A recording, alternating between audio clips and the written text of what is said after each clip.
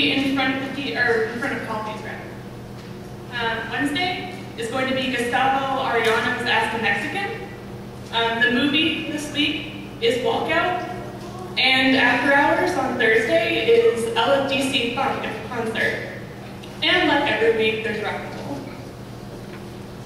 On Friday, if you didn't know. Okay.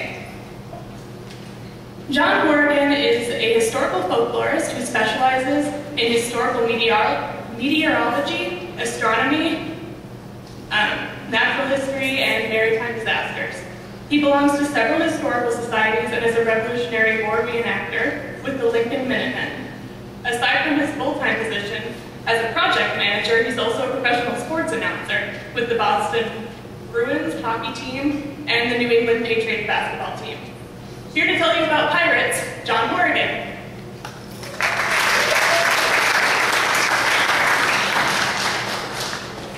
Thank you, Bethany. It's a pleasure to be here tonight. Chase, if you could bring up my presentation.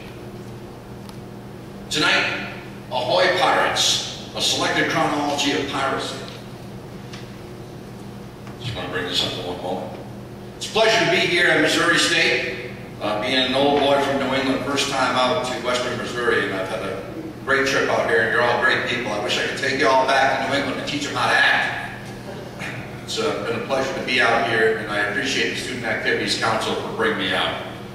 Bethany mentioned what I'm into, historical fire research, historical astronomy, historical weather, historical natural and maritime disasters, historical economy, and I delve into unexplained mysteries. I've been called a lot of things, some that I can't put up here tonight, especially with children present, but I'm called a folklorist. I've been called a pocket historian, a time traveler driving without a license, a historical raconteur, a rogue nostalgian, a cross between Fox Mulder and Indiana Jones without all of the drama or the talent. My agenda is the new popular public history. I like to stimulate interest in American and Western civilization history via informal forums like we have tonight. Belong to a number of historical societies back in Boston, including one of my favorites, the Society Indebted for the Apprehension of Horse Thieves, the Economic History Society, Society of American Baseball Research. I'm a member of the Ancient Order of Hibernians, and as Bethany mentioned, I'm a colonial reenactor with the Minutemen, and also belong to the National Maritime Historical Society. If I break out into a sports announcer voice, like I already have, that's because I've worked with the Boston Bruins alumni for the last 18 years, and I'm the New England Patriots football team basketball announcer. It's another lecture on another night.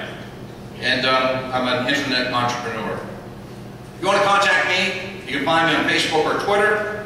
Go to my websites, johnhorrigan.com, ushistory.me, historyfestival.org. Send me an email, johnhorrigan@hotmail.com. Whereas my wife said, when I married you, I didn't realize that 4 of your other personalities were waiting for us out in the car. So tonight, we're going to walk the plank, heel hollow. We're going to talk about piracy, privateers, and the pirate code. Pirate myths and facts. Pirates of antiquity in the Middle Ages. Corsairs, sea dogs, and buccaneers. The golden age of piracy. Famous pirates and privateers, male and female. The money pit. The demise of Port Royal and piracy. Modern piracy. And then we're going to talk about pirates and pop culture. So what is piracy? Well, a robbery committed at sea or sometimes on the shore without a commission from a sovereign nation.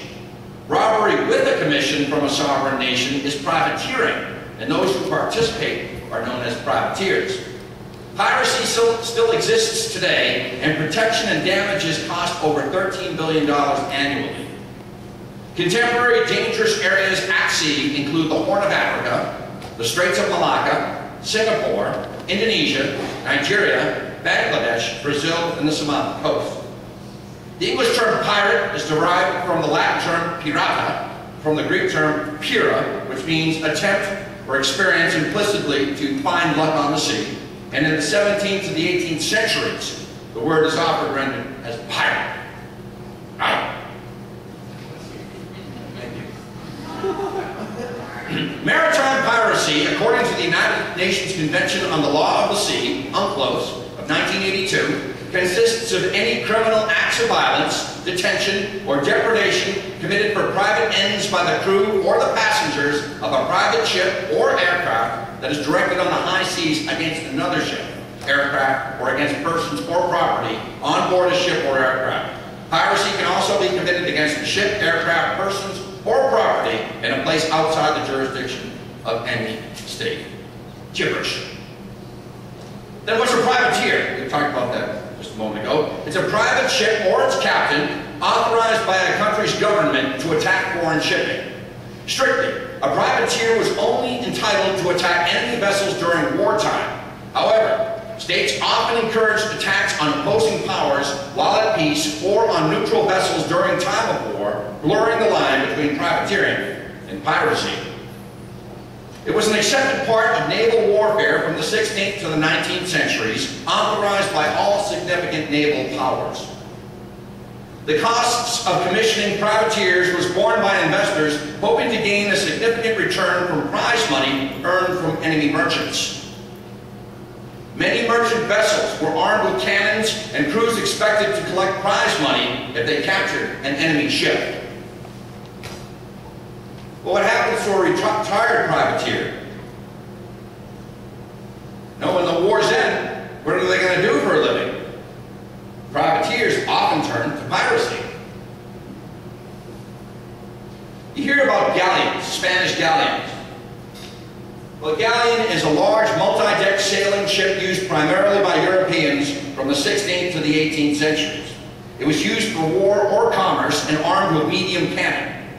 It had 3 to 5 masts with a lateen or triangular sail configuration. It was constructed from oak for the keel, pine for the masts, and various hardwoods for the hull and the decking. Warships of the opposing English and Spanish fleets in the 1588 defeat of the Spanish Armada were galleons, with the modified English race-built galleons proving decisive. They were quicker, while the Spanish galleons, designed as transports for long ocean voyages, proved very durable in the battles and in the great storm on the voyage home, so most of these ships survived. What about pirate stereotypes and myths? Were these guys deranged? Well, brain damage due to the vast amounts of alcohol consumed, you know that a pint a day of rum and brandy, the alcohol content, of course, was much greater than in those days than at the present day, making this the equivalent of a bottle of rum a day plus 8 pints of beer. They like to get their drink on. Head injuries from running into low bulkheads. Now this actually outnumbered battle injuries in the Royal Navy. Well, this had the potential to lead to the Wernicke-Korsakoff syndrome. Frontal lobe damage could cause a lack of inhibition in speech and behavior, often associated with pirates. High alcohol consumption helped douse the bland quality of the poor food rations. The main course would be beef, which would be boiled in a copper vessel, as this was less a fire risk than other forms of cooking. So booze made it easier to swallow. Pirates frequently suffered from scurvy or other nutritional disorders. What about some pirate factoids? Well, captains and quartermasters were usually elected by the crew. The captain was often a fierce fighter in whom the men could place their trust, rather than a more traditional authority figure sanctioned by an elite.